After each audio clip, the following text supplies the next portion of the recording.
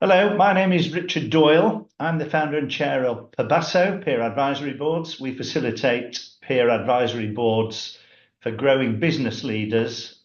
In simple terms, we help CEOs and MDs of established businesses progress through shared experience, expertise, and support. And I'm chatting today with Athraby, one of the two co-founders of a telecoms business called Yoozoom. Al was a Pabasso board member until they sold the business to Windsor Telecom back in July. So Al, thanks for taking Hello. part in the interview. How are You're you welcome. today? I'm great. Thank you very much indeed. Yeah, yeah. I don't know what I'm enjoying. Am I enjoying retirement? Who knows? Um, but yeah, all's good. Okay. So can you tell us a bit about what your role was at Yoozoom? Yeah, well, I was managing director of a small business, which meant I was covering a host of responsibilities, whether it be the staff, customers, finance, operations, going out to see large clients, um, generating revenue, maintaining revenue. So it was spit. Well, I was spinning many plates here. So you're talking about spinning many plates or wearing many hats, which is often the Yeah. case as businesses grow. So why and when did you set up Yoozoom? So we were. I've been involved in telecom since 1998. But the world was changing, and we set up using in 2010, specifically around really. There's two elements to this. One, previous to that, we were running a tied agency for BT, but we wanted to set up a business where we owned the customer base. But also there was a shift to tide in technology. Businesses were now looking at really using VoIP or the internet to make phone calls. And even then it was early, but we decided to move and head off in that direction and specifically sell just cloud-based VoIP. Okay. So what do Yoozoom do now? That was a number of years ago. So what do Yeah. Yoozoom do now? So we, alongside, I guess the VoIP specific, we ended up selling internet connectivity, mobiles, filling the white space with other telecoms products to maximise the wallet share from our clients. And as time sort of like progressed and matured, we went into the IT market as well, the IT space. Okay. So we all know that business telecoms is a pretty crowded space. So how did Indeed. yeah. So how did you differentiate yourselves from your competitors? Well, I couldn't believe everybody had telecoms. I thought we were a one-off. So how do we differ? It's a really good question that because we are a reseller, or we were a reseller, and still now we invent nothing. We have no IP. So to begin with, it was very much a trust-based, relationship-based sale.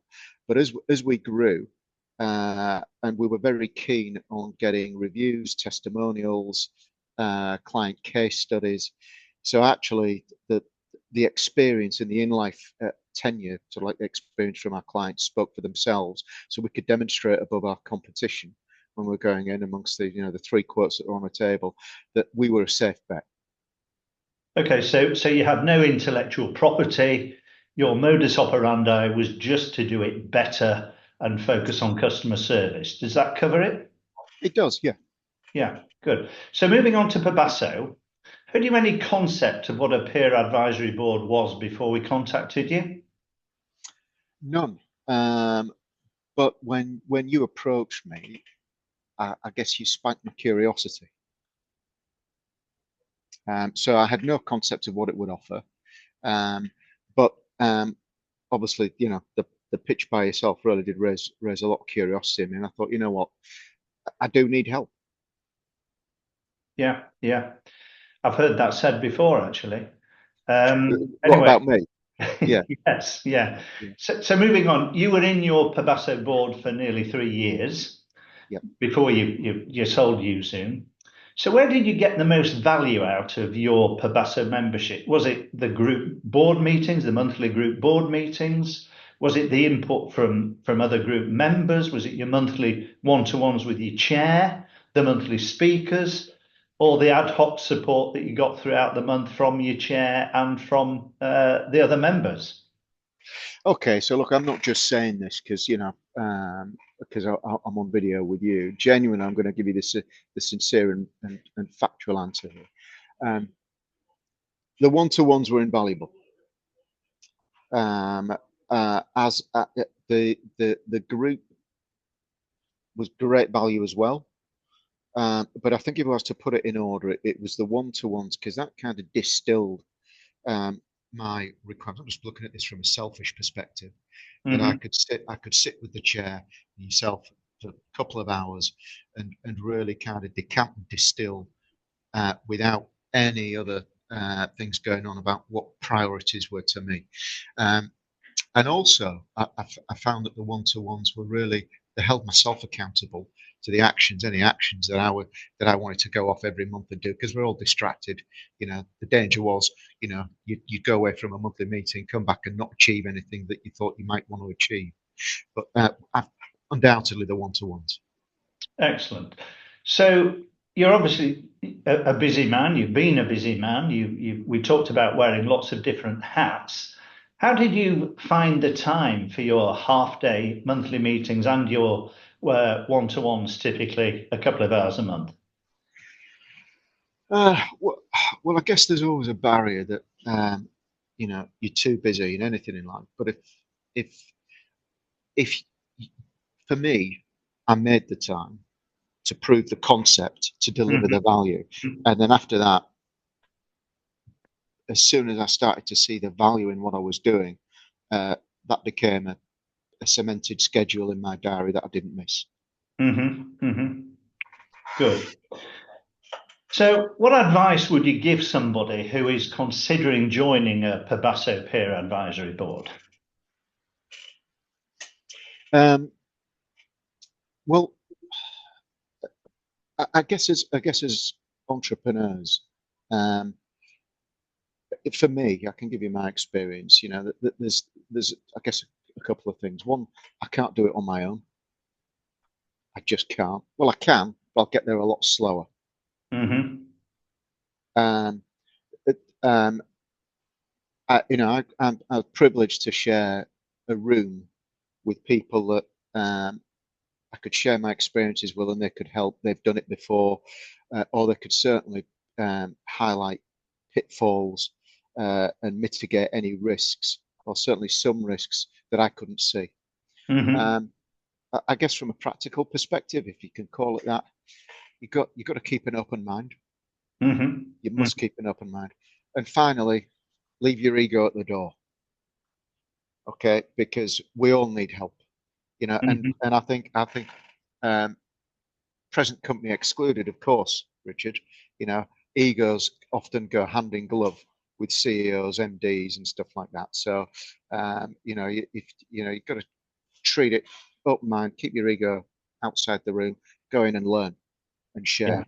Yeah. And you've also got a little bit to offer back, you'd like to think. Well, I think you have. You talked a bit there about sharing and the information you got out of the group, but clearly with your experience, you've also added value to the group. And I know that some of the issues that we discussed, you were able to really help some of the existing members with your experience. So don't belittle yourself in any way, Al, in that way. Are they still in business? All doing very well, thank you. I know you. So I was going to ask you if there was one standout benefit that you could share with us you've got from being in a Pabasso peer advisory board, if indeed there is one standout benefit. Well, definitely with the exit and the transaction, that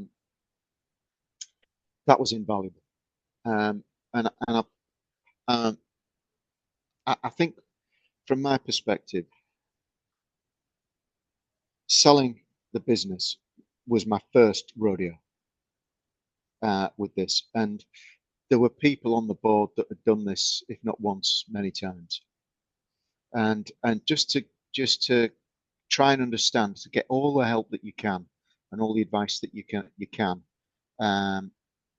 to go into a transaction is incredibly valuable. And that really helped you through that challenging time. Yeah, absolutely. It's a stressful time. Yeah. Selling a business. It is. And unfortunately, because of the outcome of selling a business, successful outcome in your case, you get very little sympathy.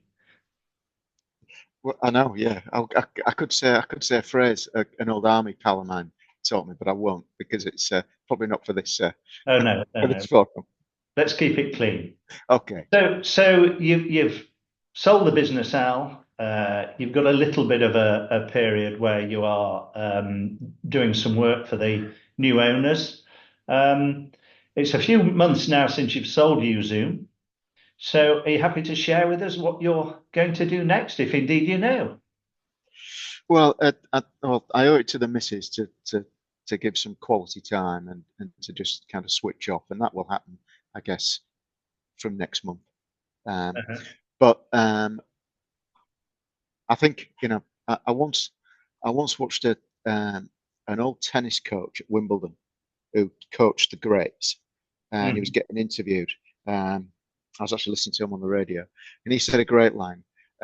He was talking to some guy, and he said, "What do you do now?" And he said, "I retired." And he went, "No, you don't retire. You just change your vocation." So watch this space. Yeah, Yeah, yeah. I'm sure I'll be back in some way, Excellent. shape, or form. Excellent. So my final question was, what do you do in your spare time, which you're going to have more of in the ensuing months to relax? What sort of hobbies do you have? Um, I wasn't aware you were a tennis player or a tennis fan, but clearly you are. Um, well, I like we like food. I'm a bit of a foodie. I'm a bit of a go out, do a bit of socializing. I like my golf and I like my travel. So Hmm. um, there's now plenty of time to fit all of that in. Yeah, excellent, excellent. Well, we wish you all the best, Al, in the next stage of your career. Thank Um, you. clearly, we'll keep in touch, and if there's anything we can do to help, don't hesitate to contact us. And thanks very much for your time today. It's a pleasure, Richard. Thank you. Thank you, Al.